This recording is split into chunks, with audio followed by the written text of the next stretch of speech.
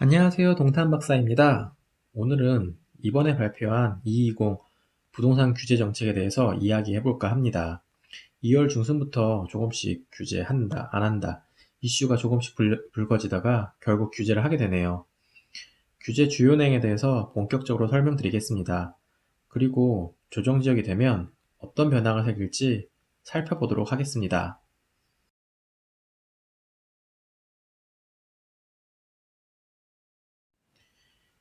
2월부터 수원, 용인, 성남, 즉 수용성이라고 불리우는 지역의 용어를 심심치 않게 보게 되었습니다. 이는 서울의 마용성과 유사하게 경기 남부 급등한 지역을 가리키는 말이죠. 지난해 말부터 서울의 노원, 도봉구, 강북을 가리키는 노도강과 금천, 관악, 구로구를 가리키는 금강구도 서울 핵심지를 누르니 역시 지속적으로 급등하고 있었습니다. 특히 9억 이하 아파트의 시세가 많이 올랐습니다. 국토부에서 이를 지켜보고 있었고 규제를 한다 안 한다 말들이 많았습니다. 이번 규제에 기름을 부은 것이 PD수첩 아닐까 생각됩니다. 2월 11일 방영된 PD수첩에서 수용성, 동탄에 대한 풍선 효과를 주제로 방송을 한 거죠. 이후 KBS 9시 뉴스에 경제부총리가 나와 의견을 제시합니다. 방송 내용만 보면 규제를 신중히 하겠다, 아니면 안 하겠다, 그런 식으로 발언을 했는데 며칠 지나니 2월 18일부터 규제에 대해 각 신문사들이 수용성뿐만 아니라 다른 지역까지 거론하며 규제에 대한 내용을 기사에 씁니다. 드디어 규제 내용이 발표되었고 규제 내용에 대해 하나씩 살펴보겠습니다. 첫 번째 내용은 최근 급등한 수원 지역에 대해서 기존 팔달구뿐만 아니라 영통구, 건성구, 장항구까지 수원 전 지역을 조정지역으로 묶겠다입니다. 제가 생각할 때 팔달구 규제 때부터 정부가 놓친 부분이 있어 보입니다. 본래 수원에 급등하는 지역이 광교뿐만 아니라 4,000세대가 넘는 고등지구, 즉 지금의 수원역 푸르지오 자이, 그리고 화서역 푸르지오가 있었습니다. 광교도 경기 다른 지역에 비해 사실 한 템포 늦게 조정지역으로 묶으면서 시세 상승에 대한 시간을 줬었습니다. 그런데 수원역과 화서역 주변을 두고 팔달구만 규제지역으로 묶은 겁니다. 사실 화서역 푸르지오는 장안구 정자동인데 말입니다. 최근 화서역 푸르지오 33평 기준으로 10억도 넘게 실거래가 되었다고 합니다. 진짜 몰랐던 건지 아니면 이름이 화서역이라 화서동인 팔달구까지만 규제에 포함시킨 건지 아이러니하네요.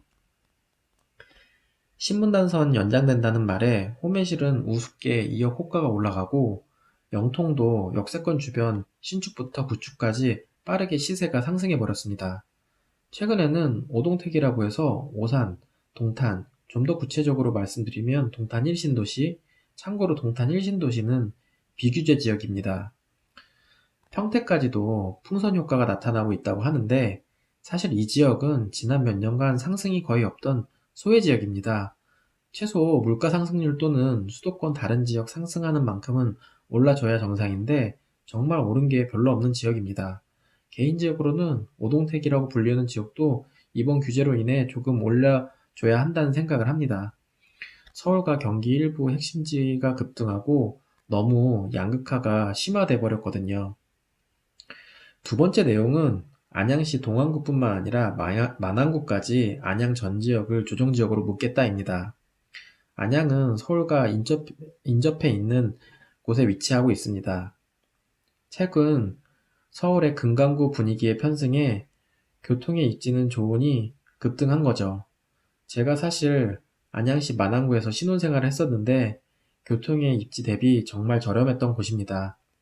그때는 상승이 별로 없었는데 이제는 많이 올라 규제적도 되니 기분이 묘하네요. 세 번째 내용은 과천, 평촌과 인접한 의왕시도 조정지역으로 묶겠다입니다.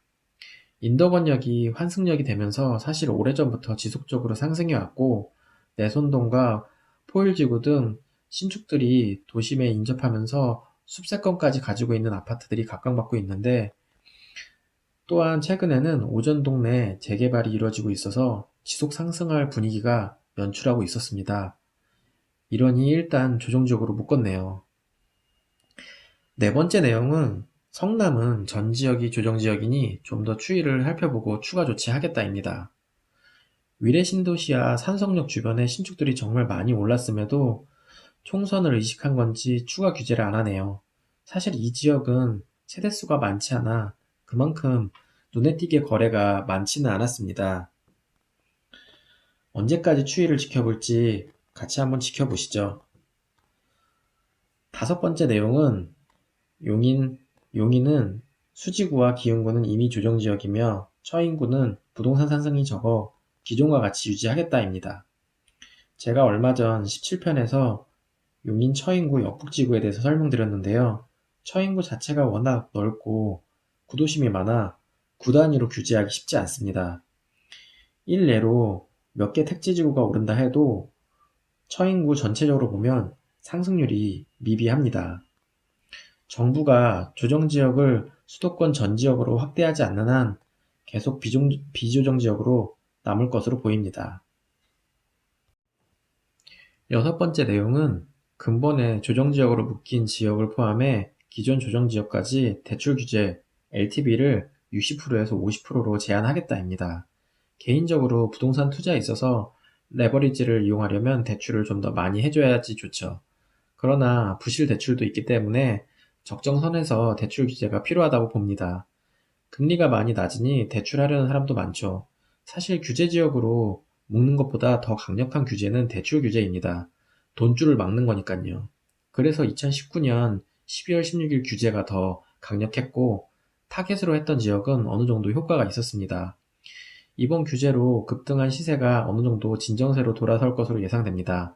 다만 세부 정책이 받쳐줘야겠죠. 마지막으로 3월부터 확대 시행 예정인 자금 출처 확인에 대한 철저한 점검을 통해 투기를 막겠다입니다. 자금 출처 확인으로 인해 단기간 투자가 위축될 것으로 보여집니다만 한편으로는 그 많은 서류를 검토하려면 얼마나 많은 공무원이 투입되어야 하고 공무원 급여는 세금으로 하니 어찌 보면 굉장히 비효율적인 정책이 아닌가 하는 생각도 듭니다. 자본주의 사회에서 어느 정도 시장에 맡겨져야 하는 부분이 많은데 너무 많은 부분을 정부가 개입해서 오히려 부작용으로 작용하는 거 아닌가 생각이 드네요.